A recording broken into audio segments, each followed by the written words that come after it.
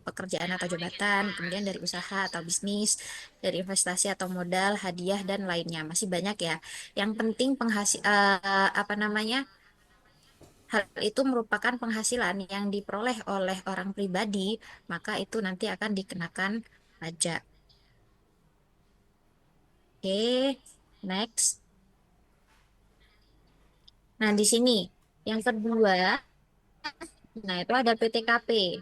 Karena kita ngebahasnya PPh orang pribadi, nah otomatis juga akan ada PTKP. Nanti akan ada pembahasan singkat juga terkait dengan masanya. Dasar perhitungannya kita itu dapat sekian untuk tahunannya itu dari mana gitu ya. Nah, di sini untuk PTKP. Untuk PTKP sendiri, atas kita pribadi itu adalah 54 juta. Yang mana setiap tambahan tanggungan, nah itu nanti akan bertambah 4,5 juta. Nah, di sini ya. Untuk pribadi kita adalah 54 juta, kemudian ada tambahan 4,5 juta ketika si wajib pajak itu menikah atau wajib pajak kawin gitu ya. Lalu untuk tanggungan sendiri itu maksimal 3 orang. Siapa saja yang bisa jadi tanggungan gitu ya.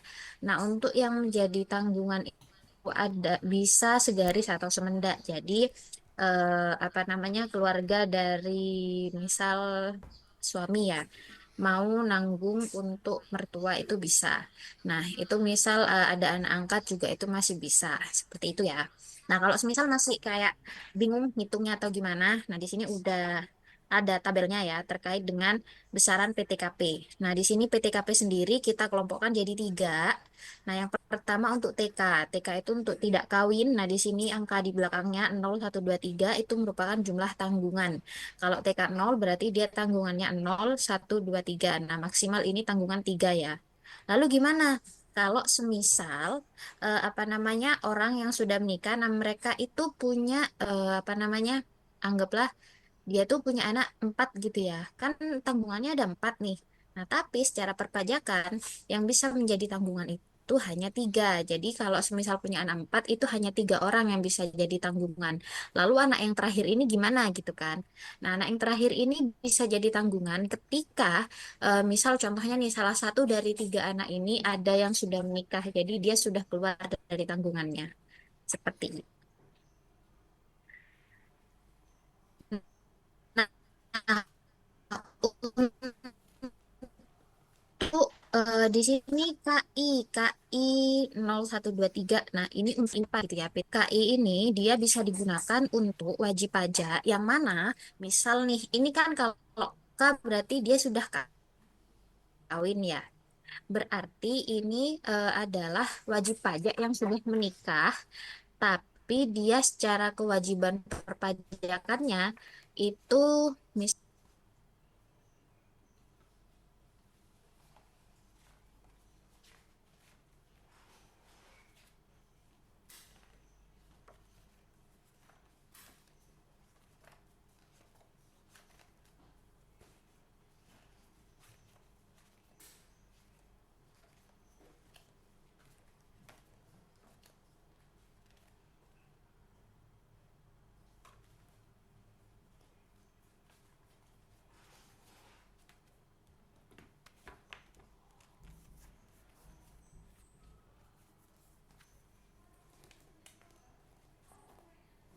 maaf tadi saya terputus, kita lanjut ya. Tadi sampai mana ya putusnya?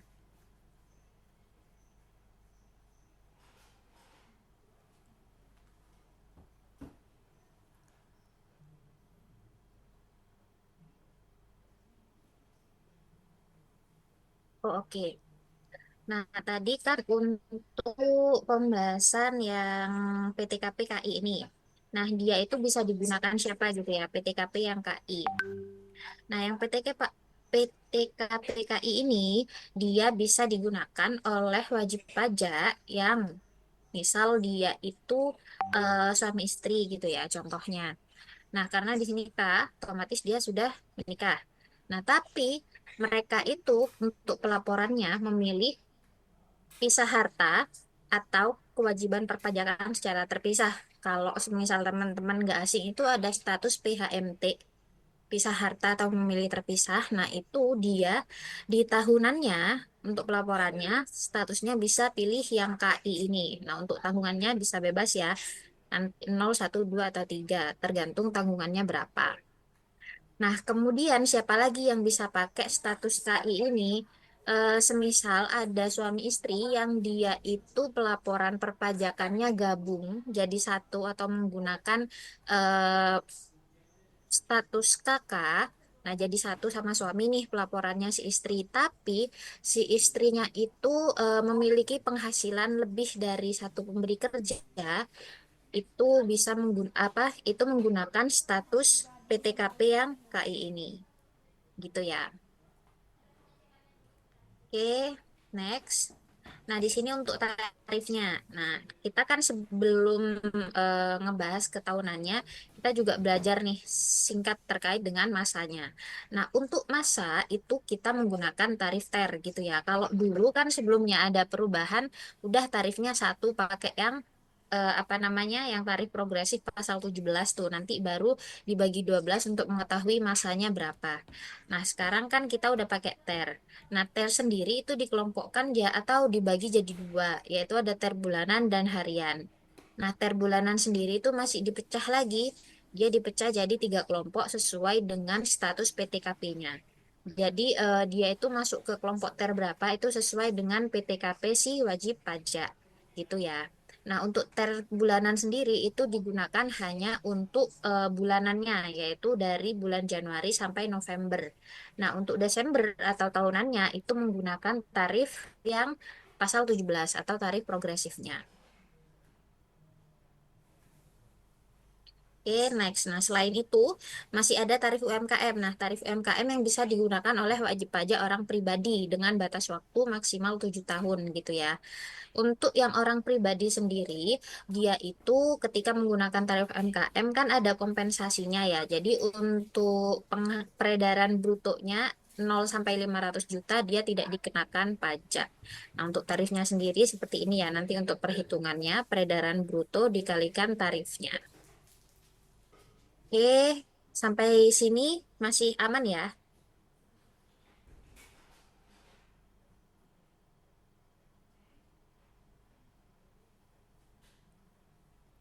Oke, next. Nah, di sini untuk tabelnya, nanti teman-teman bisa dibaca lebih lanjut lagi ya untuk tabel-tabelnya. Nah, ini nggak perlu dihafal, jadi semisal mau dipakai buat belajar bisa dicetak nanti ya untuk tabelnya sendiri. Ini udah nggak perlu dihafal lagi. Atau kalau semisal teman-teman ada yang tertarik nih nanti buat ikut ujian USKP, nah ini sering muncul ya di soal-soal. Kalau untuk apa namanya yang ujian USKP periode berapa ya? Itu mereka nggak ngelampirin tabel ininya, tabel ternya. Jadi cukup kesulitan gitu kan pesertanya. Tapi untuk yang terakhir kemarin periode berapa sih? Periode 3 ya kemarin di tahun 2024 terakhir untuk SKP itu ada referensi untuk tabel ternya. Jadi nanti kalau teman-teman ada yang berminat nih ikut USKP nggak perlu khawatir. Jadi nggak perlu hafalin lagi nih si tabel-tabel sebanyak ini gitu ya. Nah, ini untuk tabelnya sudah ada tiga untuk ter A, B, dan C. Oke, next ya. Nah, di sini ada contoh perhitungan untuk yang PPh-OP-nya. Nah, ini kita kelompokin dari beberapa jenis tarifnya. Nah, yang pertama, kita baca dulu ya. Di sini Bapak Budi bekerja sebagai borongan yang dibayar setiap lot pekerjaannya selesai. Nah, misal contohnya di sini Pak Budi berhasil menyelesaikan linting rokok sebanyak 1.000 linting dalam waktu 1 minggu dan memperoleh bayaran 3.500.000. Bagaimana perhitungan PPh Pak Budi? Oke. Nah, kenapa? Nah, sekarang di sini untuk perhitungannya ya, pembahasannya. Kenapa kok dia dibagi 7 gitu ya? Karena untuk borongan satuan, harian, mingguan, nah itu perhitungan PPh 21-nya menggunakan TER yang harian. Nah, itulah kenapa kan dia itu diselesaikan dalam 1 minggu. Nah, berarti nanti kita harus hitung nih berapa sih penghasilan yang dia peroleh selama 1 hari. Nah, jadi di sini untuk 3.500.000 kita bagi dulu jadi 7. Ketahuilah hariannya adalah 500.000. Nah, untuk tarifnya sendiri yang per harian untuk ya tarifnya itu kan ada dua kelompok. Nah, teman-teman mungkin bisa dilihat lagi ya di sini. Nah, untuk yang harian dia ada dua kelompok nih. Yang pertama, untuk penghasilan kurang dari sama dengan 450, dia itu dikenakan tarif 0%. Tapi untuk eh, 450 sampai dengan 2.500.000 itu dikenakan tarif yang 0,5%. Lalu gimana kalau semisal hariannya itu lebih dari 2.500.000? Nah, itu nanti perhitungannya sama seperti ketika kita menghitung PPh satu masa milik apa namanya? Tenaga ahli. Jadi nanti penghasilan bruto dikalikan 50% kalikan tarif pasal 17. Gitu ya. Oke, kembali lagi ke contoh soalnya. Nah, di sini, nah, udah ketemu ya, penghasilan hariannya dia kan 500.000. Nah, 500.000 ini lebih besar dari 450.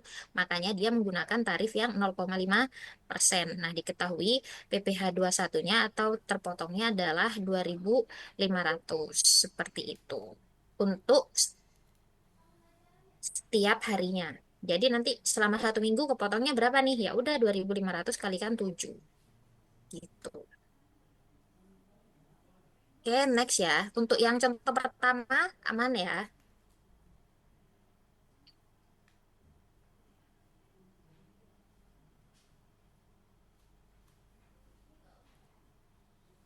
Oke, sekarang masuk ke yang case kedua. Nah, yang case kedua ini, nah di sini, oke, Pak Herman, seorang staf keuangan di PT Medika, memperoleh penghasilan bruto sebesar 10 juta pada bulan Januari. Status perpajakan Pak Herman adalah K1, lalu bagaimanakah perhitungan PPh satu pada bulan Januari jika perusahaan menggunakan metode gross untuk PPh 21-nya? Dan berapakah take home pay Pak Herman? Oke. Nah, pertama kita note dulu penghasilan brutonya. Nah, di sini kan nggak ada keterangan ya kalau ada pengurangan dari iuran dan semacamnya. Jadi, bulat nih 10 juta penghasilan brutonya. Lalu ada yang status PTKP-nya dia K1. Nah, nanti bisa ketahuan nih ternya dia kena ter berapa. Nah, di sini dikategorikan untuk ter B, untuk status PTKP yang K1. Lalu tarifnya berapa? Nah, mungkin teman-teman bisa buka sendiri ya tabelnya. Nah, untuk ter B penghasilan 10 juta itu dikenakan tarif 1,5%. Nah, nanti untuk perhitungannya dari penghasilan bruto langsung dikalikan dengan tarif ter bulanannya. Nah, nanti ketemu PPh 21-nya adalah 150.000. Karena dia itu menggunakan metode gross yang mana PPh satu nanti akan dikurangkan dari penghasilan si karyawan atau si pegawai, maka untuk mencari take home pay-nya adalah penghasilan bruto dikurangi PPh 21-nya. Nah, di sini ketemu nih take home pay-nya adalah 9.850.000. Oke, sampai sini aman ya untuk contoh yang kedua.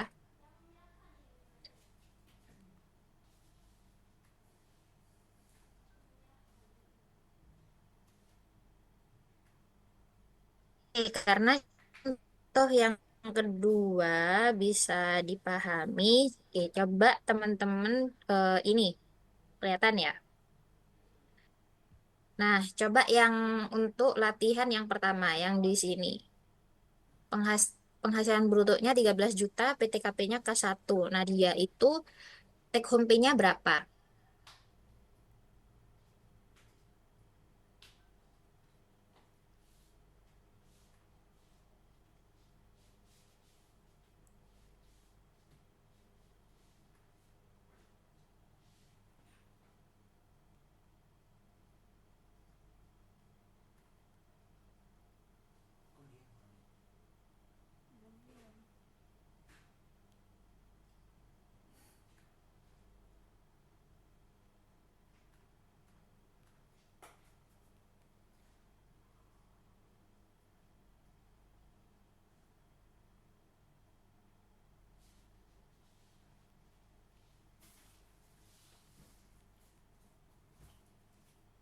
Ada yang menghitung untuk contoh yang latihan yang pertama di sini penghasilan brutonya 13 juta, kemudian PTKP-nya K1.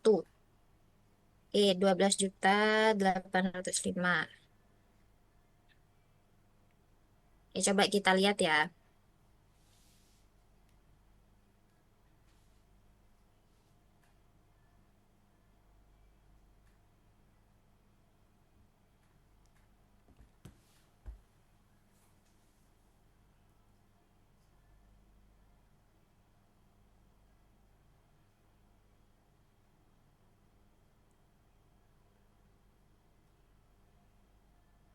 Oke, untuk yang pertama eh, nanti bisa dicek lagi ya. Oke, kita lanjut ke case yang ketiga.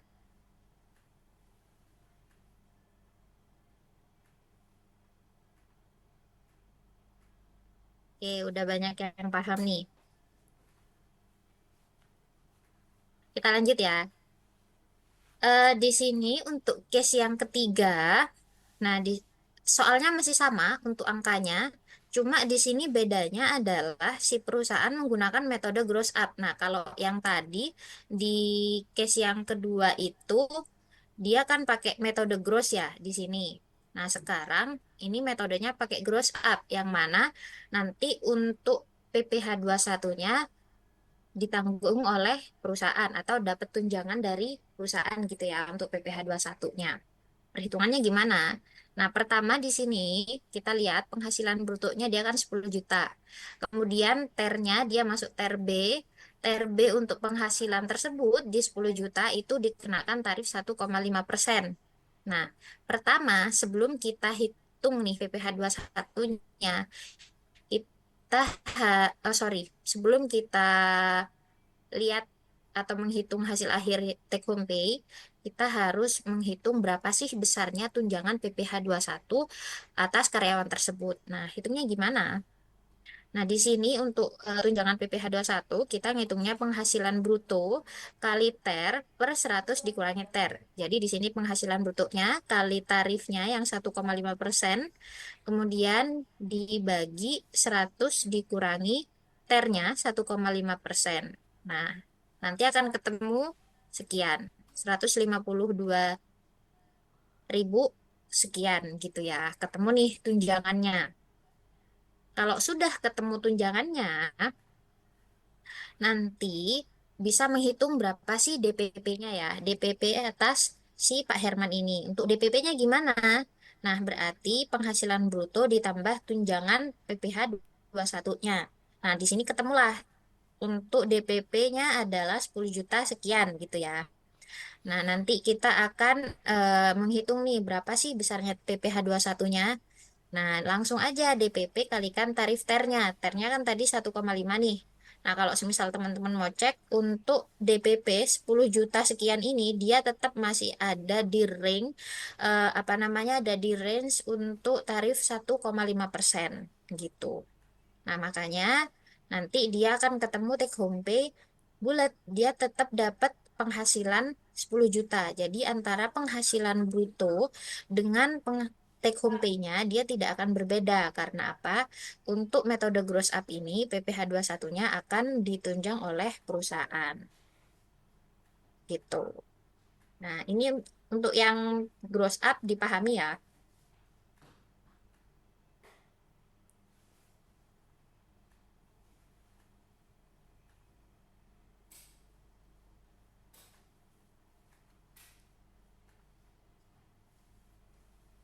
Gimana untuk yang case yang ketiga aman?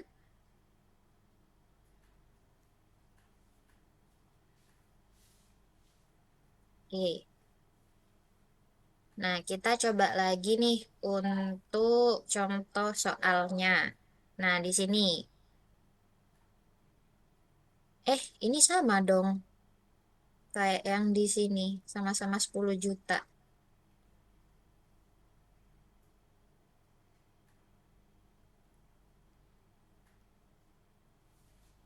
Oke, kita coba yang ini aja.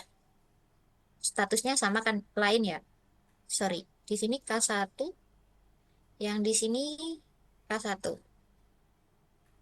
Oke, nah pakai yang ini aja deh. Nah, yang ini TK 0, dia 10 juta. Ada yang mau ngitung?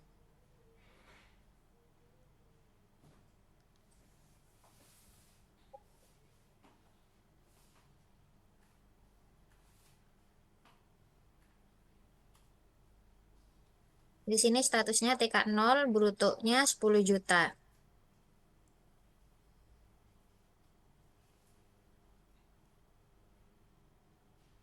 Oke. Nah, kalau untuk yang sebenarnya, kalau yang kemarin kan kalau kita mau buat bupotnya PPh 21 bulanan itu kemarin di ini ya, di e-bupotnya DJP online.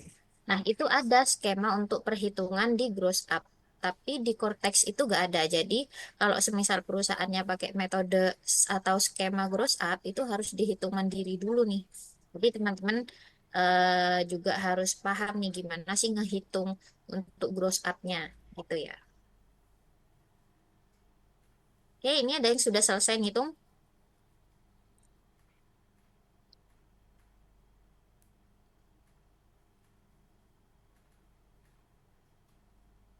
DPP-nya 10 juta sekian. Nah, untuk tunjangan PPh 21-nya berarti 230 ya.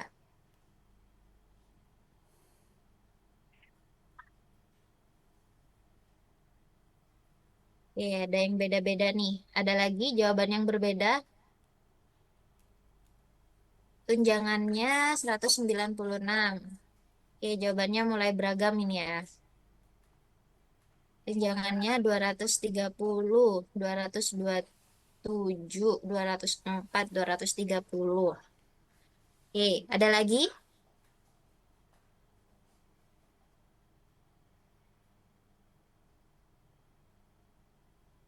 Ya, coba kita lihat ya.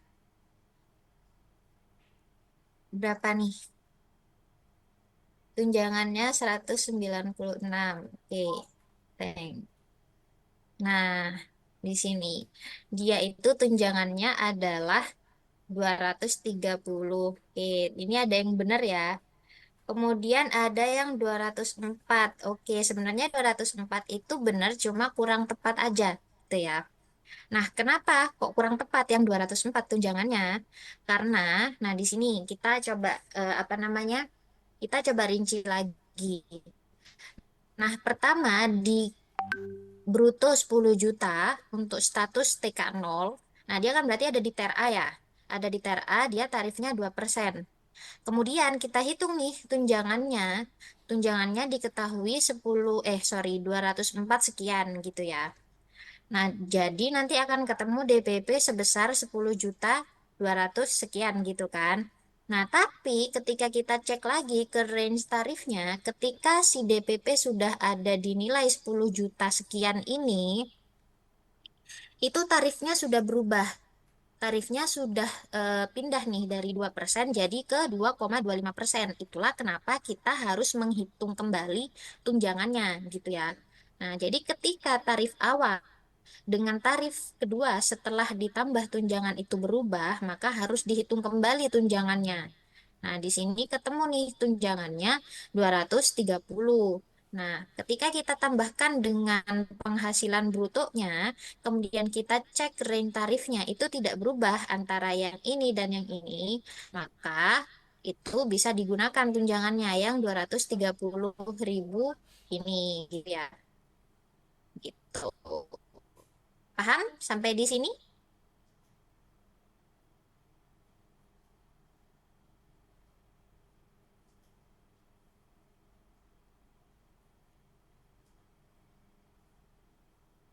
Oke, aman ya. Kita lanjut. Oke, tadi case ketiga sudah. Nah, kita lanjut. Untuk yang case 4, dia itu, oke, di sini perhitungan untuk tahunan ya. Kita coba. Nah, di sini soalnya ada detail untuk jumlah PPh 21 yang dipotong selama bulan Januari sampai November. Nah, kemudian di Desember dia memperoleh penghasilan bruto sebesar 11.250.000. Nah, di sini menggunakan metode gross ya. Lalu berapakah kurang bayar di bulan Desember? Kurang bayar Pak Herman pada bulan Desember itu berapa? Yang mana dia status perpajakannya adalah TK0. Kemudian di sini ada tambahan kalau selama setahun itu ada pengurangnya yaitu ada iuran BPJS dan JHT. Nah, di sini untuk 2.400.000 dan 3.600.000. Oke, kita lihat untuk detail perhitungannya. Nah, di sini untuk penghasilan selama setahun 130 juta sekian.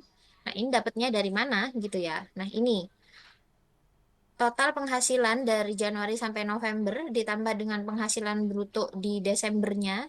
Nah, itu nanti akan ketemu penghasilan setahunnya sekian. Kemudian pengurangnya pastinya ada biaya jabatan ya. Masih ingat untuk biaya jabatan dia itu maksimal berapa?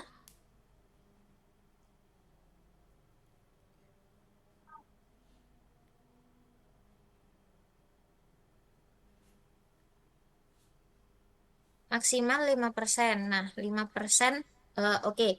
Untuk tarifnya 5%, tapi maksimal besarannya itu berapa? Nominal maksimalnya, oke, 500.000 setiap bulan, 6 juta per tahun. Oke. Jadi kalau semisal 5% dari penghasilan brutonya itu lebih dari 6 juta, maka itu gunakan nominal maksimal yaitu 6 juta gitu ya. Nah, kemudian, sorry. Di sini ada iuran BPJS, iuran BPJS sama JHT. Nah, ini total, oh sorry, ini ada typo nih. Nanti kita ganti ya. Nah, di sini ada iuran sama nanti ketemu nih total pengurangnya sekian. Total pengurangnya 12 juta. Berarti untuk mengetahui penghasilan netonya, di sini penghasilan bruto dikurangi pengurangnya. Ketemulah 118.350.000 gitu kan ya. Kemudian dia kan status PTKP-nya TK0. Nah, di sini PTKP-nya 54 juta. Nanti akan ketemu berapa sih penghasilan kena pajaknya setelah penghasilan neto dikurangi PTKP. Nah, PTKP-nya di sini ya, 64 juta, sorry, untuk penghasilan kena pajaknya 64.350.000. Nah, kalau sudah ketemu PTKP-nya berapa, kita hitung nih berapa sih besaran PPh 21-nya selama setahun gitu ya.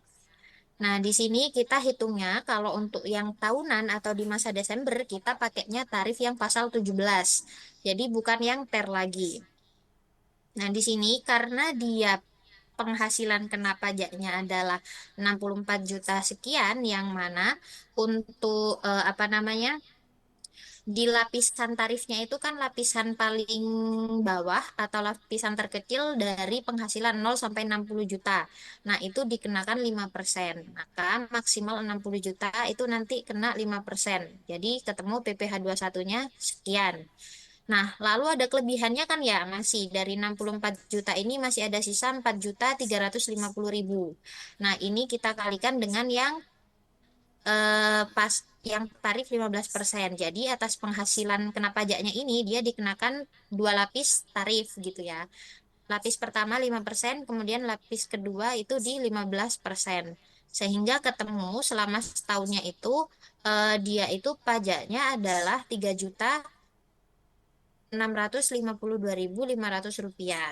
Nah, karena tadi dia sudah dipotong nih tiap masanya sekian dengan total 3.500 sekian ini ya.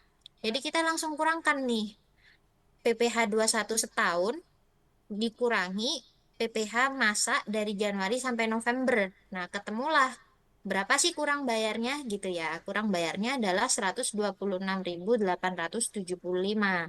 Jadi nanti atas penghasilan si Pak Herman ini dia harus dipotong sebesar ini di bulan Desembernya gitu.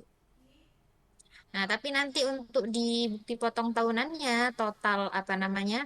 Total dipotongnya adalah ini yang 3.652.500 gitu.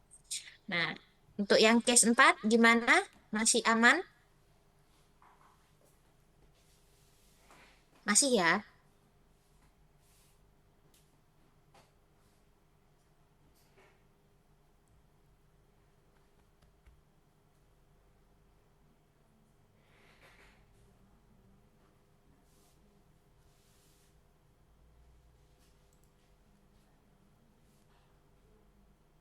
Eh,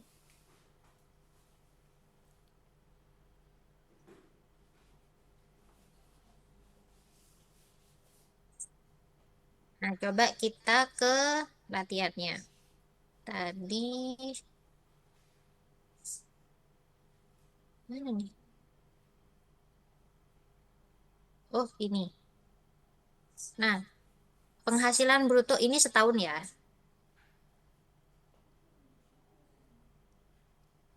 Penghasilan bruto setahun. Nah, pengurangnya sekian. Ini di sini nggak ada keterangan tambahan terkait berapa sih yang udah dipotong Januari sama sampai November. Jadi, teman-teman berapa sih ini PPh terutang setahunnya gitu ya, bukan kurang bayar di masa Desembernya. Ada yang mau coba ngitung? Silahkan.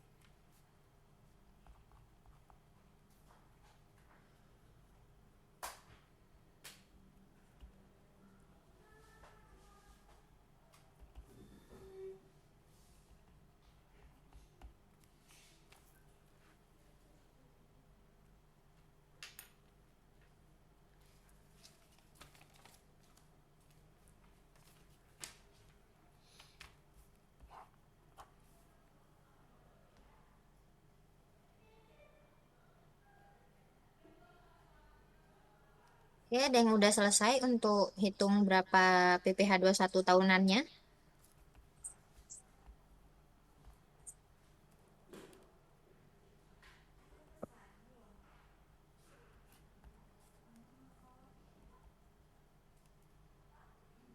4.095.000. Oke, ada lagi.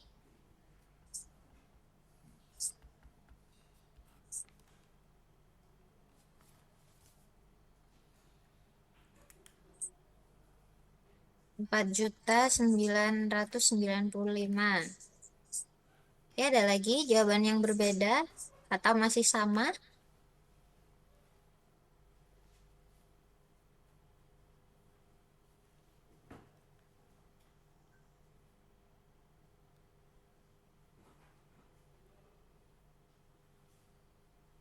Nih, coba kita lihat ya. Jawabannya di sini hanya ada dua macam ya. Ada 4.995, ada 4.095. Oke, coba kita lihat. Berapa sih? Oke. Nah, di sini ya, untuk PPh setahunnya itu 4.995.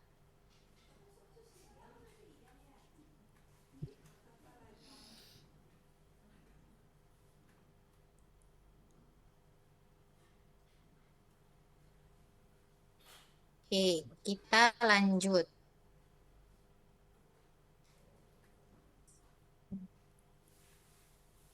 Nah, di sini case 4 sudah kita.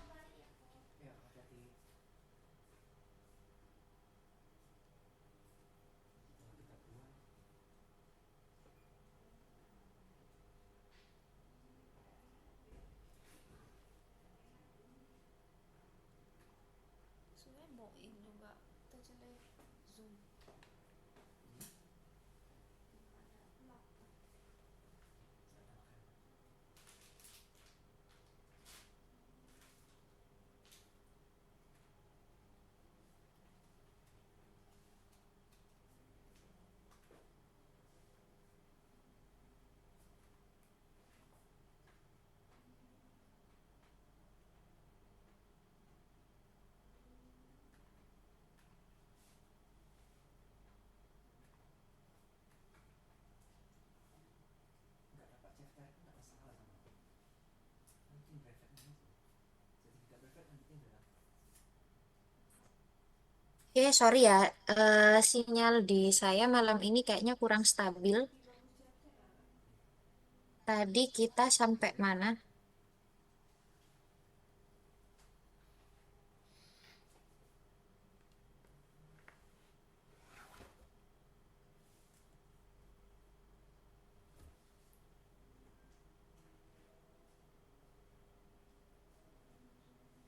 Oke, kita lanjut ya.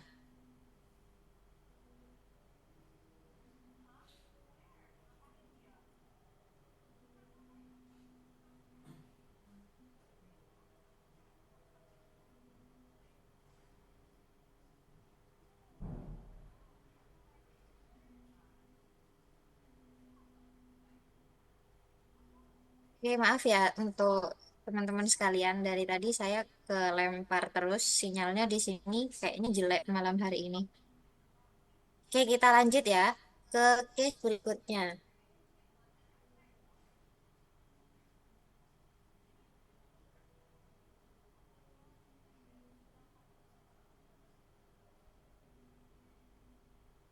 Nah, di sini untuk case yang kelima,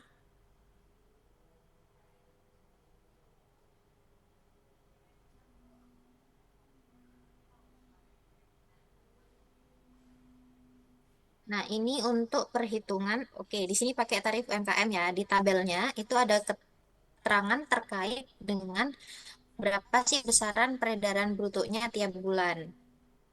Nah, di sini yang ditanya adalah berapa total pajak yang harus dibayarkan oleh Pak Agus. Nah, berarti untuk peredaran bruto itu sama dengan omset. Ya. Oke, nah di sini apa namanya? Yang ditanyakan itu adalah berapa sih total pajak yang harus dibayarkan oleh Pak Agus. Nah, berarti total selama 1 tahunnya ya, bukan tiap masanya. Coba kita lihat ke pembahasannya.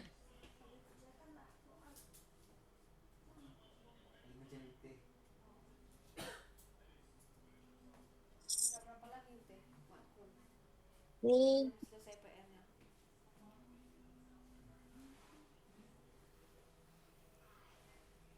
oh sorry. Nah, ini ya, sini kelihatan. Nah, di sini untuk tadi kan di daftar yang pertama, nah di sini peredaran brutonya. Nah, ini kita rincikan lagi. Di sini peredaran bruto, kemudian total peredaran brutonya. Nah, kan kita kalau untuk yang orang pribadi menggunakan tarif UMKM itu karena ada kompensasi ya untuk penghasilan 0 sampai 500 juta dia tidak dipotong pajak. Nah, jadi kita harus tahu dulu nih peredaran brutonya. Nah, dari Januari itu masih 180, masih kurang dari 500. Kemudian ke Februari itu totalnya masih 130, jadi belum. Kemudian di Maret. Nah, di Maret ini dia udah lebih dari 500 nih. Karena yang mendapat kompensasi adalah 500 juta, maka yang menjadi DPP-nya adalah 60 jutanya. Gitu. Jadi tidak keseluruhan dari 230 ini, tapi hanya 60 juta. Nah, begitupun seterusnya. Jadi yang ke bawah ini April sampai Desember seluruh peredaran bruto atau omsetnya itu udah dikenakan pajak gitu. Nah, di sini ya, nanti kita hitung untuk pajak terutangnya berapa sih. Nah, dari Maret itu sudah dikenakan atau sudah dipotong pajak. Nah, tarifnya yang tadi ya 0,5% dikalikan dengan DPP-nya. Jadi ketemu total pajak terutang selama setahunnya adalah 11.475.000. Nah, ini. Oke, dari apa namanya? Rincian tabel di sini bisa dipahami ya?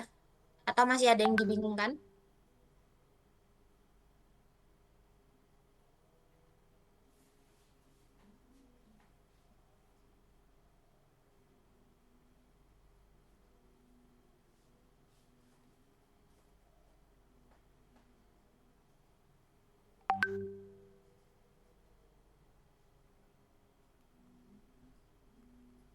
Oke, yang bingung, Kak Anis Budi, bingungnya di mana?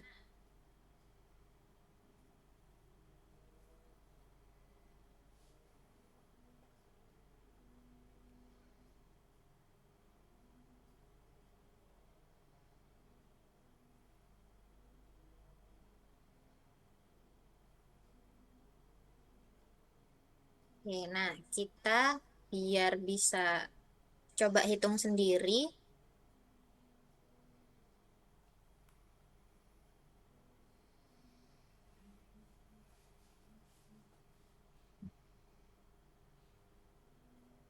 Oke, dari Kak Amanda berarti setelah mencapai 500 juta di bulan April pakai peredaran bruto bulan April aja. Iya.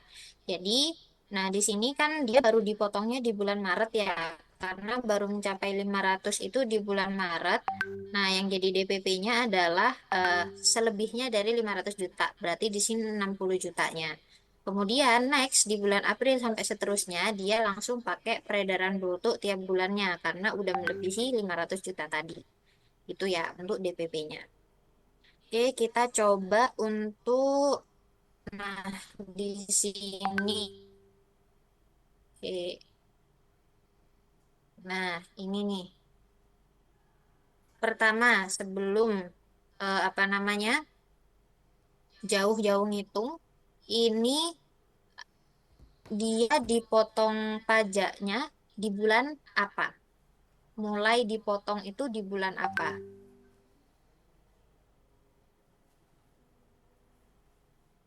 Maret. Oke, coba kita lihat ya. Maret. Oke, benar di Maret ya. Kemudian berapa untuk sorry, berapa untuk pajak terutangnya selama setahun? Susah ya, angkanya gede-gede. Oh, aku kerjain dulu. Atau gini aja deh, biar nggak terlalu lama. Apa namanya? Kan tadi dipotongnya Maret. Nah, bulan Maret ini dia berapa pajak terutangnya?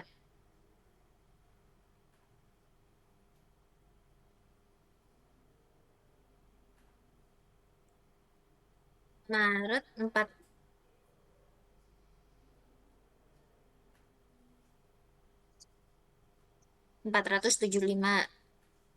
Ini 95 ini, sorry. Ini ada yang jauh 95. Ini untuk yang satu bulan di Maret aja, apa yang keseluruhan satu tahun nih? Yang jawab 95 juta.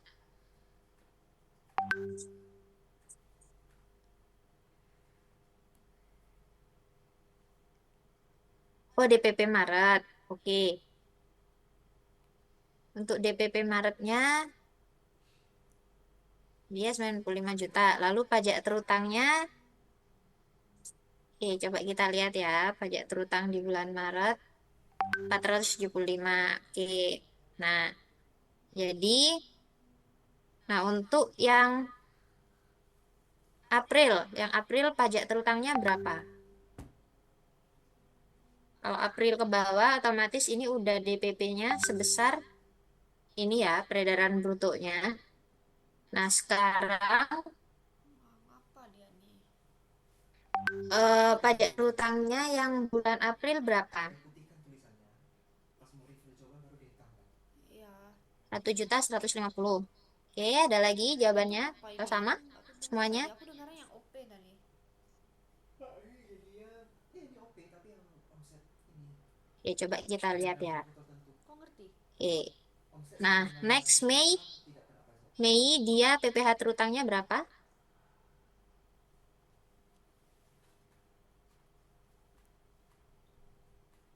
Oke, ini udah gampang ya. Nah, sekarang coba berapa sih selama 1 tahun? Selama 1 tahun ini berapa? Sisa berapa bulan nih? 1, 2, 3, 4, 5, 6, 7. Sisa 7 bulan. Berapa total selama 1 tahunnya?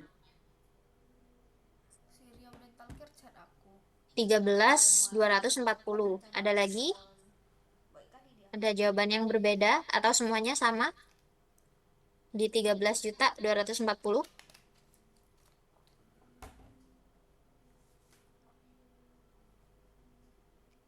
Oke, sama ya. Coba kita lihat. Oke. Nah, aman ya. Untuk yang pajak UMKM orang pribadi, ini cukup mudah.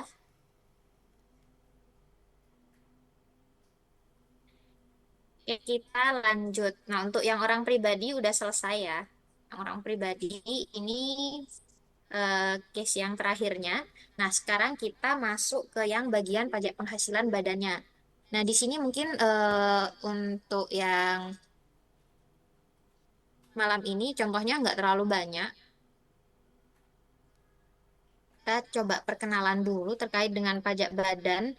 Nah, ini udah nggak asing pastinya juga ya, udah dapet dari brevet juga.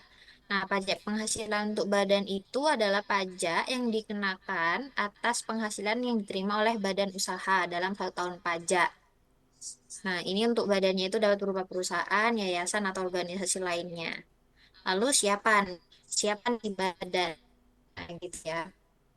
Nah, badan ini dia meliputi perseroan batas, perseroan komanditer, ataupun perseroan lainnya. Dan ada juga badan usaha milik negara atau daerah dengan nama atau dalam bentuk apapun. Misal contohnya lainnya adalah firma, kongsi, koperasi, dana pensiun, persekutuan, dan lain sebagainya. Jadi intinya badan itu dia apa ya? Dia meliputi sekumpulan orang. Jadi lebih dari satu. Dia itu bisa disebut dengan badan. Oke, next. Nah, untuk tarif yang bisa digunakan oleh badan itu di sini ada 3 ya. Kita yang pertama tarif umumnya di pasal 17B yaitu 22%. Nah, 22% ini langsung dikenakan rata gitu ya ketika omsetnya itu sudah melebihi 50 M. Jadi ketika omset perusahaan itu sudah atau omset badan itu sudah lebih dari 50 M, maka keseluruhan dari labanya itu akan langsung dikenakan tarif 22%. Tidak langsung sebulan. Tapi ketika omsetnya itu masih di bawah 50 M, tetapi dia itu di atas 4,8,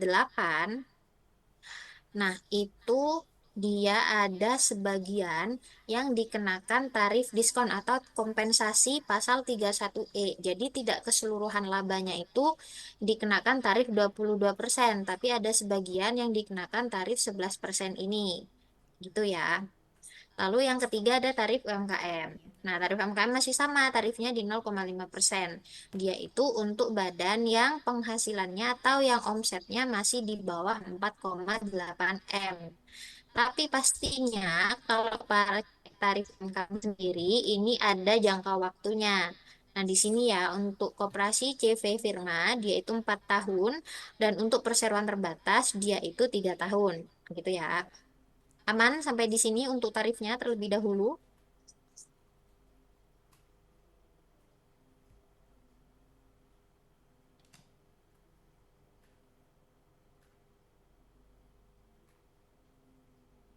Oke, kita next ya. Nah, di sini untuk contohnya.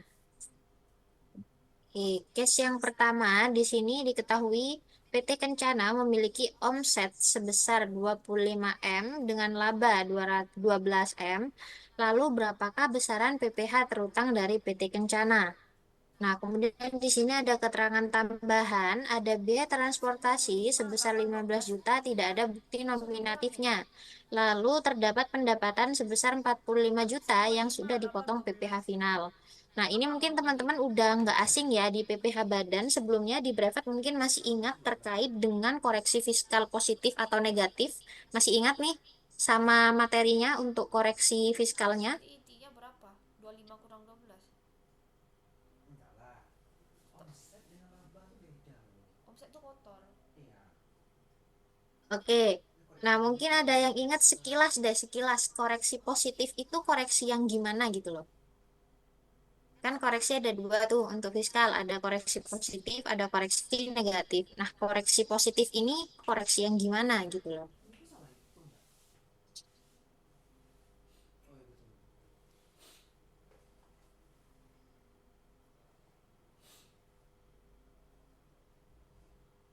Ya, ada yang masih ingat?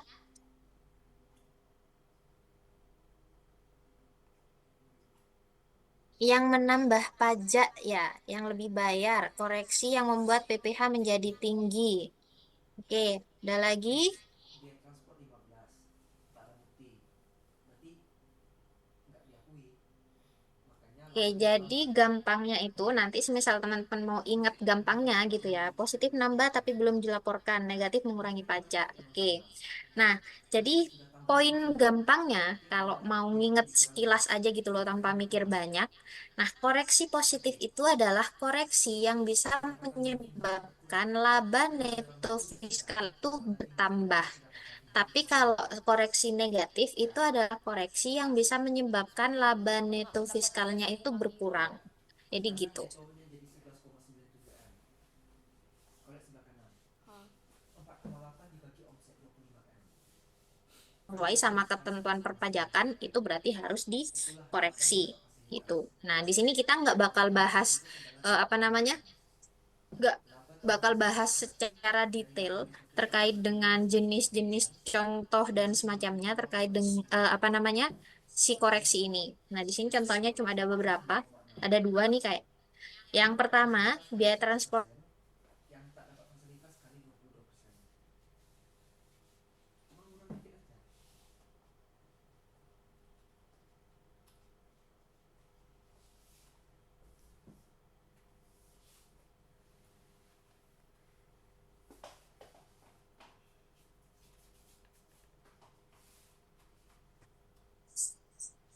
Oke, maaf ya teman-teman ya sekali lagi. Ini dari tadi saya ke logout terus, tapi sepanjang ini masih bisa dipahami dengan baik ya materi kita pada malam hari ini. Dia ini admin tapi bisa pula menjelaskan.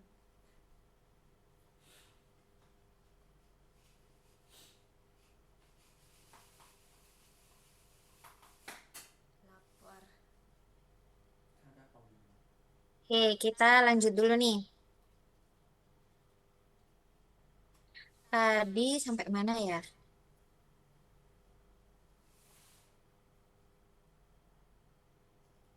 Oh, koreksinya. Oke. Nah, tadi kan koreksinya itu oke, di sini biaya transportasi sebesar 15 juta dia itu tidak ada bukti nominatifnya. Nah, secara perpajakan ketika ada biaya yang dia itu tidak memiliki bukti nominatif, maka dia tidak boleh dibiayakan. Jadi harus dikoreksi. Nah, ketika biaya dikoreksi atau biaya itu dihapuskan, nah itu kan bisa menyebabkan laba neto bertambah. Maka dari itu, atas biaya tersebut itu terjadi koreksi positif. Nah, kemudian yang kedua, ada pendapatan sebesar 45 juta yang dia itu sudah dipotong PPh final. Nah, ketika ada pendapatan yang dia itu sudah dipotong PPh final, itu sudah tidak boleh masuk ke dalam kelompok pendapatan lagi karena dia sudah final, sudah dipotong nih pendapatannya. Maka dari itu dia akan masuk ke koreksi negatif atas penghasilan yang sudah dipotong PPh final ini. Jadi dia harus dikurangkan nih dari apa namanya? Dari daftar pendapatannya. Nah, karena si pendapatan ini berkurang dan dia tuh dikoreksi negatif, otomatis akan menyebabkan laba netonya itu berkurang. Nah, makanya dia jadi ke kelompok koreksi negatif. Setelah menghitung akhir dari hasil koreksinya, nanti akan ketemu laba neto fiskalnya sekian. Nah, di sini ya, 11,9. Nah, di sini bisa dilihat tarif yang digunakan untuk perhitungan PPh badan itu adalah pasal 17 dan pasal 31E. Karena omsetnya itu lebih besar dari 4,8 dan kurang dari 50 M. Oke. Nah, di sini ya bisa dilihat. Nah, kita pertama sebelum ngitung berapa pajaknya, kita harus hitung dulu berapa nih laba yang dikenakan fasilitas yang pasal 31E, lalu berapa besaran laba yang tidak dikenakan fasilitas. Nah, pertama kita hitung dulu nih, berapa sih yang dikenakan fasilitas gitu ya. Nah, di sini untuk menghitung berapa laba yang dikenakan fasilitas itu adalah 4,8 batasannya. Batasannya kan adalah 4,8 M ya. 4,8 dibagi total omset. Nah, omsetnya itu di sini ya, 25 M ini. Kemudian dikalikan dengan laba fiskal. Nah, laba fiskalnya berapa nih? Nah, tadi kan udah hitung ya, laba fiskalnya ini. Nah, baru nih akan ketemu. Total laba yang mendapat fasilitas adalah 2,2. Nah, di sini 2,2 sekian. Kemudian kalau sudah ngitung berapa laba yang dikenakan kompensasi atau yang dikenakan fasilitas, itu kita akan hitung berapa sih besaran laba yang tanpa fasilitas gitu ya. Nah, ini gampang aja, kita langsung hitung dari laba netonya, sorry, dari laba fiskalnya ini, laba neto fiskal dikurangi dengan laba yang mendapatkan fasilitas. Ketemulah 9,6 sekian gitu. Laba net Iya. sorry. Sampai sini aman ya? Oke, kita cek dulu. Sini ada pertanyaan dari Kak Handri. Tahun 2022, 2023, sebuah PT menggunakan fasilitas PPh Badan. Apa nih? Tarif UMKM. Lalu 2024 omset melebihi 4,8. Otomatis tarif UMKM-nya gugur ya? Iya, jadi nanti kalau sudah 4,8 dia udah nggak bisa pakai tarif UMKM lagi.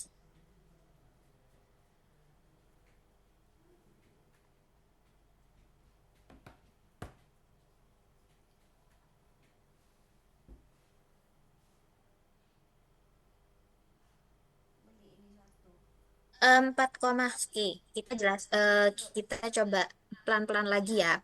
Nah, di sini ketika untuk penggunaan tarifnya sendiri ya, tadi di awal, nah ketika omset dia itu lebih dari 4,8 M, tapi kurang dari 50 M, maka dia akan mendapatkan fasilitas tarif yang 31E. Tapi tidak keseluruhan dari laba tersebut bisa dihitung pajaknya menggunakan 31E, hanya sebagian saja gitu ya. Karena ada sebagian nih yang dikenakan atau yang mendapat fasilitas pasal 31E ini. Nah, lalu kenapa kok batasannya di sini 4,8 M ya? Karena di sini untuk minimum minimum dia itu bisa menggunakan tarif pasal 31E itu adalah di angka 4,8 M gitu. Nah, ini batasannya. Batasannya itu 4,8 sampai 50. Kalau sudah lebih dari 50, dia nggak bisa dapat fasilitas yang 31E gitu. Paham ya?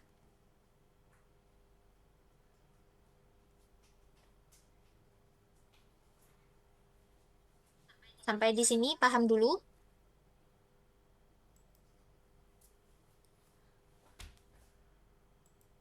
Kenapa kok nggak semua laba dapat fasilitas 31E? Karena ketentuannya udah seperti itu. Itu jawaban gampangnya ya. Karena emang untuk yang fasilitas 31E ini, dia emang nggak semuanya dapat yang apa namanya, nggak keseluruhan laba itu langsung dikenakan yang pasal 31E gitu.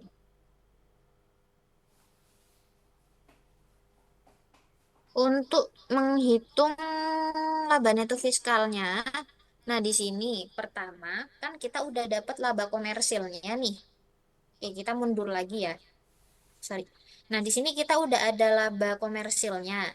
Kemudian sebelum itu kita harus lihat dulu ada nggak koreksi. Kalau misal nggak ada koreksi, berarti laba komersil Susah kali ya, jadi sama dengan Lu bisa di laba kepala. fiskal. Tapi kalau ada koreksi, nah itu harus dikoreksi dulu. Ada koreksi positif, negatif gitu. Bawah 4,8 itu udah nggak bisa pakai tarif. Sorry, suara saya putus-putus ya.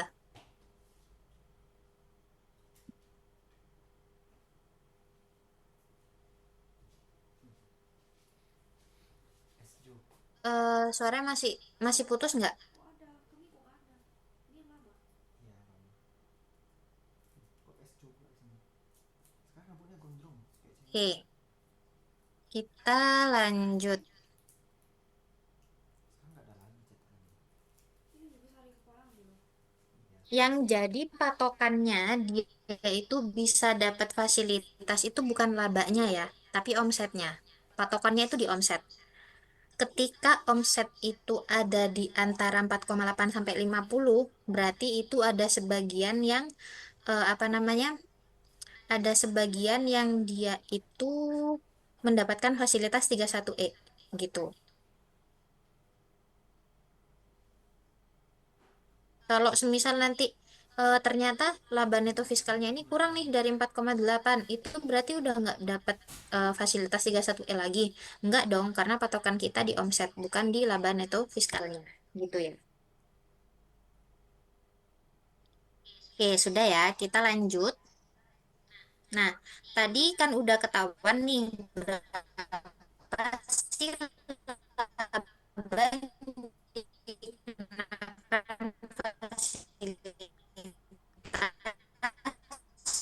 sama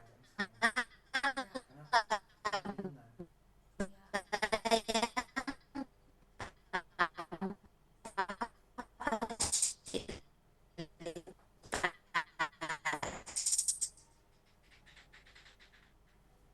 Ya,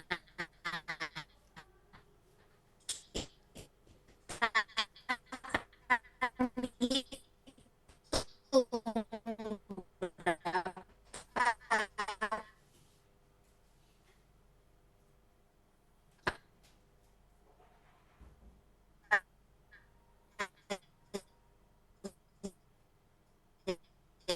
bunga. ya.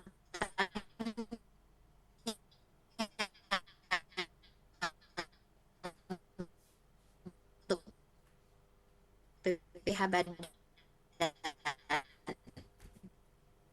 Nah, yang pertama kita gunakan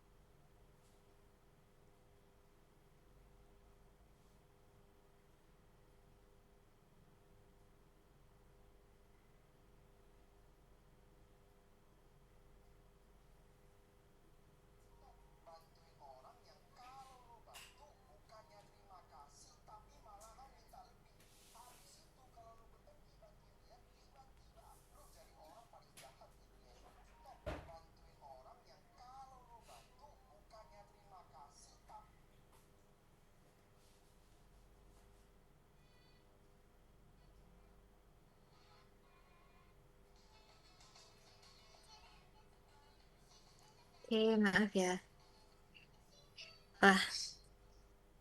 Ah, ini kayaknya pertemuan kita kurang ini ya, kurang sempurna malam hari ini. Saya juga nggak paham kenapa sinyalnya bisa sejelek ini. Oke, kita lanjut ya. eh Tadi sampai sini.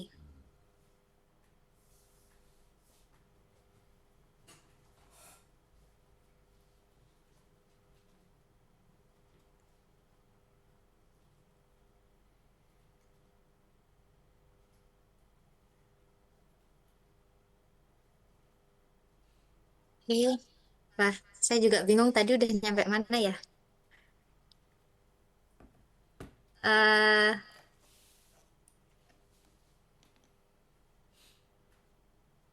Ya nanti mungkin teman-teman kalau misal mau dipelajari kembali, bisa dilihat di record Zoom-nya ya. Nanti akan dibagikan untuk record Zoom-nya.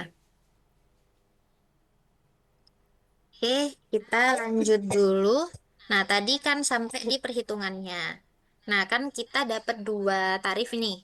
Yang pertama tarif 31E sama yang tarif pasal 17-nya.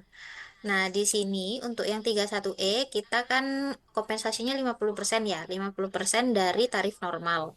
Jadi nanti tarifnya dikalikan dengan laba yang berfasilitas ini 2,2 sekian. Nah, kemudian ketemu nih pajaknya 200 juta 502 sekian gitu ya. Kemudian yang tarif kedua di tarif 17, nah ini karena yang tarif full di 22% kalikan dengan laba yang tanpa fasilitas. Nah, di sini. Jadi nanti akan ketemu nih total pajak terutangnya si badan di 2,3 sekian. Gitu ya.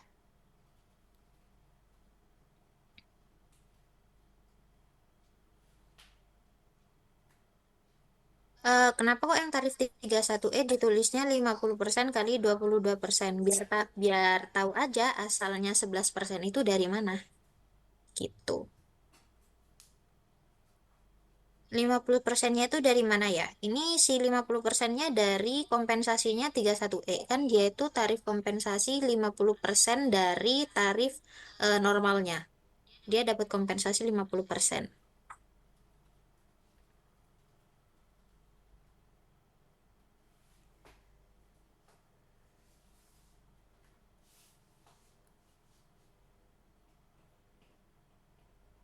Kalau omset di bawah 4,8 M tapi udah nggak bisa, itu nanti pakai tarif yang mana ya? Nah, itu nanti bisa pakai tarif yang 31E.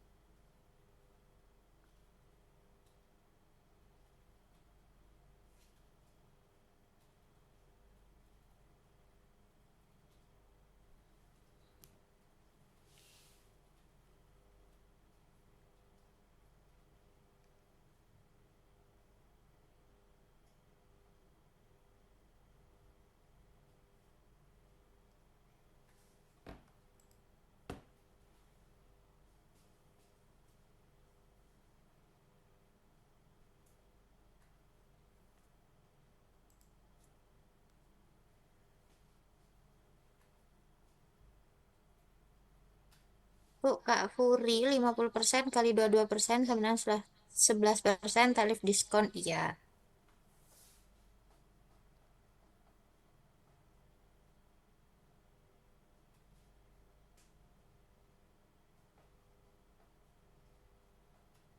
Oke, sekarang ada yang mau nyoba untuk hitung ini?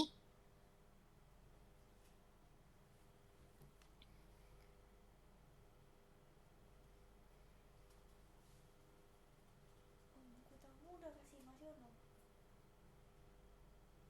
Tak jadi tak cukup ya. Si Edi Lukito yang mau. Mantap.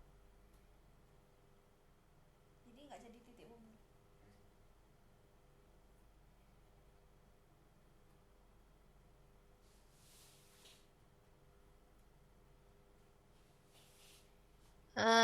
Kak Amanda, berarti tarif ini dikenakan atas laba ya. Untuk omset hanya menentukan pakai tarifnya yang mana. Iya, benar.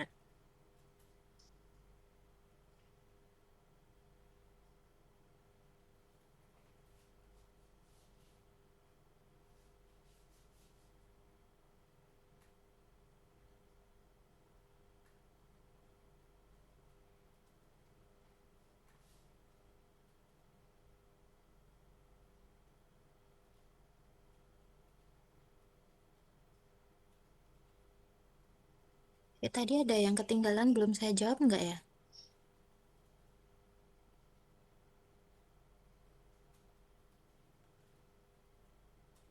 Kenapa kok cuma sebagian yang dikenakan yang 11%? Karena yang dapat fasilitas itu yang sampai omset 4,8 M. Selebihnya itu dia kenanya yang tarif normal. Gitu.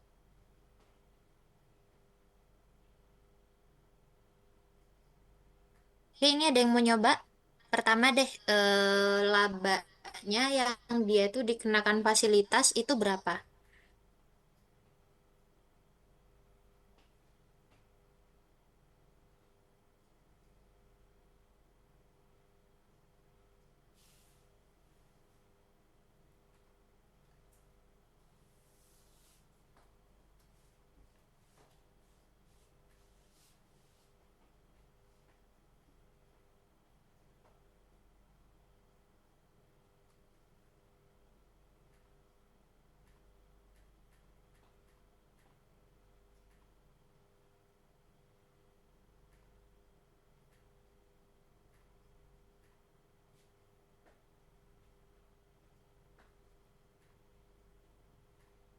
Dengan fasilitas. Oke, coba kita lihat ya. 480. Oke. Lanjut. Berarti yang nggak dapat fasilitasnya berapa? Oh, ini udah tinggal dikurangin aja nih ya. Nah, gini. Nah, sekarang berapa sih besarnya eh, laba, sorry, besarnya pajak terutang atas laba dengan fasilitas?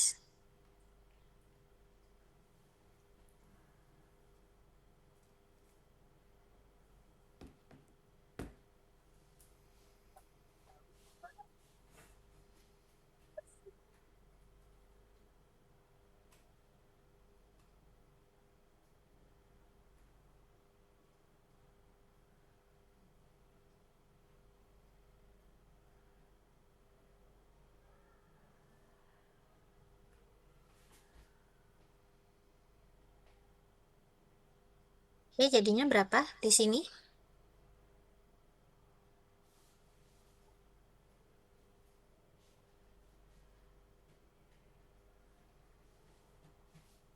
52. Oke. Ada lagi?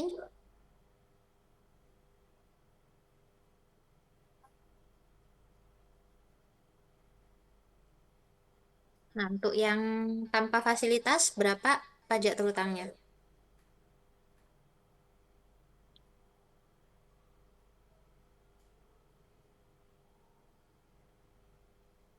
Oke. Nah, kalau totalnya tinggal dijumlahin aja ya. Nah, di sini udah bisa dipahami ya terkait dengan perhitungannya.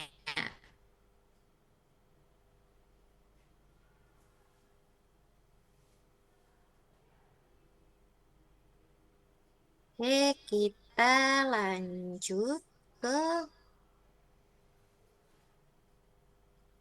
Nah, di sini yang terakhir untuk badan. Nah, ini cukup sederhana ya. Untuk yang badan kalau pakai tarif UMKM.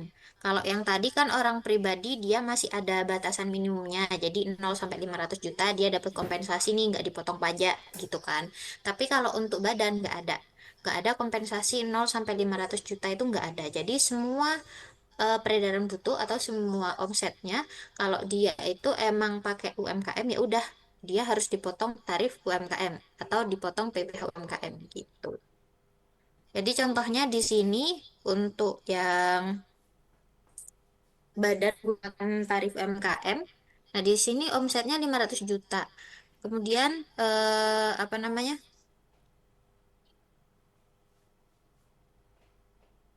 Nah, dia berapa sih besaran pajak terutangnya gitu ya? Nah, ini kebetulan nih sampai 500 juta.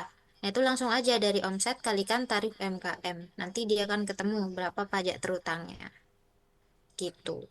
Jadi untuk badan, nah ataupun orang pribadi, nah itu harus dihitung tiap bulan ya. Berapa sih pajak terutangnya gitu. Kalau yang pakai UMKM. Kalau yang tadi kan yang nggak pakai tarif UMKM dia dihitungnya tahunan gitu.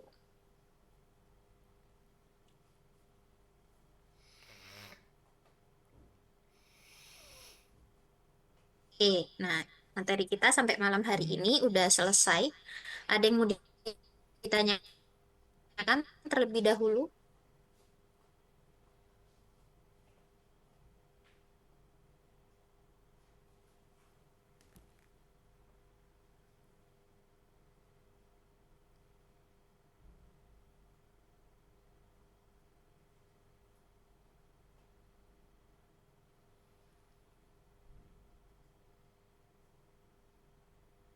Untuk materinya itu sudah ada ya. Materinya tadi, materi yang tadi udah ada bisa diakses di apa namanya? Itu ada di web kelasnya ya.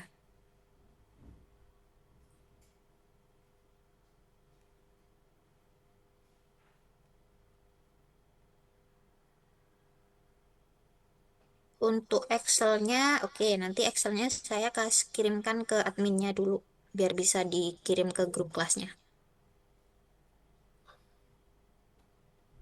Nanti bisa ditanyakan ke admin kelasnya ya untuk Excel yang tadi.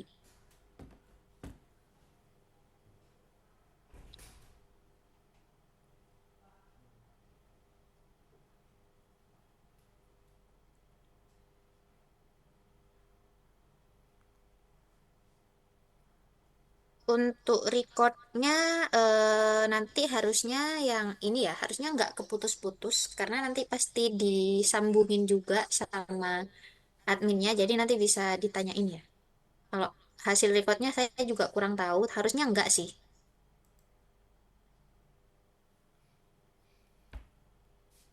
Penugasan nanti bisa ditanyakan ke admin kelasnya ya. Jadi kalau yang mau nanya ke saya seputar dengan materi malam hari ini bisa ditanyakan.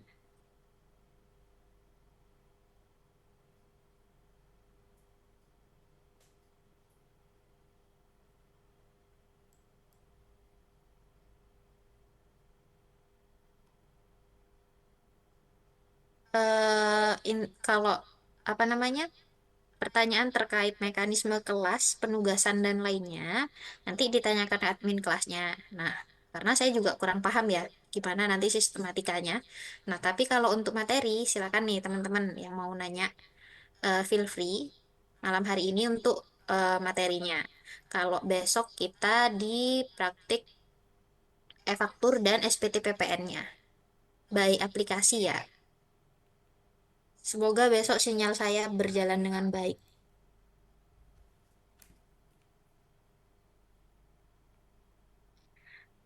Berat dari Kak Amanda, berarti kalau badan pakai tarif UMKM itu nggak bisa ditambahin dalam setahun baru kali 0,5% ya. Kalau pakai tarif UMKM itu setornya tetap tiap bulan ya.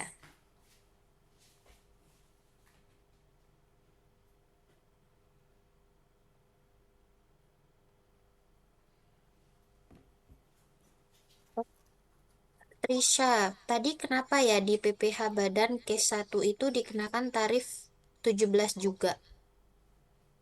Oke, tarif pasal 17 itu kan ada tarif pasal 17 eh pasal 17 ayat 1A.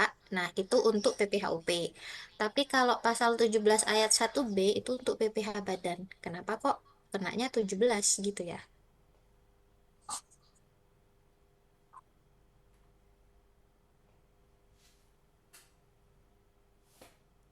Udah mau matiin ya. Orang juga udah mau pulang deh. Saya nggak dengar Untuk Kak Kristi kita ujiannya praktek. Nah, ujiannya Ujiannya setahu saya itu soal ya, baik soal bukan praktek.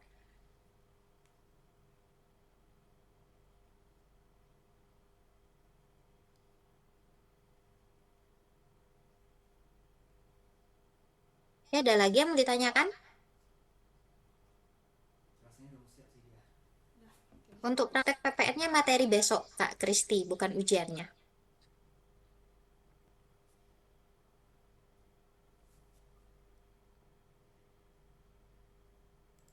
Kak Amanda, iya. Jadi yang membedakan antara tarif UMKM, UP sama badan itu di kompensasi omsetnya. Jadi kalau orang pribadi itu omset 0 sampai 500 juta, dia tidak dipotong pajak.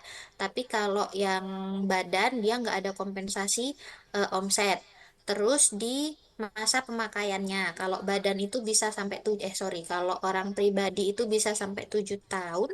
Tapi kalau badan itu ada yang 3 tahun, ada yang 4 tahun, gitu.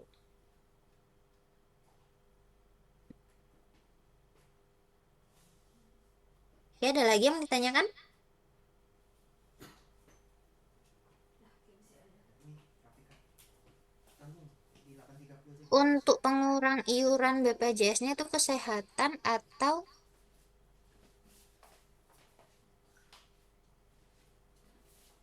untuk iurannya itu kalau di soal ya, itu bebas sih.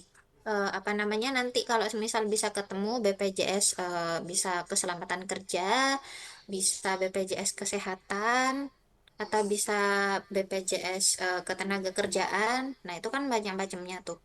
Cuma yang tadi itu dibuat simpel aja soalnya gitu. Untuk Kak Syaiful ya. Basic campur aja semua. Kalau in case sesuai sama iuran BPJS yang kita punya. Gitu aja sih. Sekarang nggak ngerti apa kita kerjain di Word, bikin PDF baru upload di Google Form. Mungkin begitu. Ya apa apa kita lihat dulu. Nanti malam lah. Oke, sudah tidak ada yang mau ditanyakan. Iya sih. Dia bilang bebas format filenya nggak apa-apa. Oke, kalau sudah tidak ada lagi, saya cukupkan sekian ya pertemuan kita malam hari ini. Sampai berjumpa besok lagi di sesi kedua untuk kelas CFTR-nya. Semoga apa yang kita pelajari malam hari ini bisa dipahami dengan baik. Nah, maaf juga karena tadi banyak kendala nih dari saya, sinyalnya juga jelek banget. Nah, semoga nanti teman-teman bisa belajar ulang ya dari record Zoom-nya. Kalau misal ada yang tidak bisa dipahami malam hari ini, atau kalau ada yang ingin tanyakan bisa disampaikan melalui admin kelasnya, gitu. Oh iya, tadi di awal saya lupa belum memperkenalkan diri, saya Suryati Ningsih ya. Untuk 2 hari ini, hari ini dan besok masih akan bertemu dengan saya. Saya akhiri untuk malam hari ini, semoga yang kita pelajari bisa bermanfaat. Assalamualaikum warahmatullahi wabarakatuh. Selamat malam, selamat melanjutkan aktivitas. Aku udah mau tutup. Orang iPhone nelpon. Oke, saya akhiri untuk Zoom-nya ya.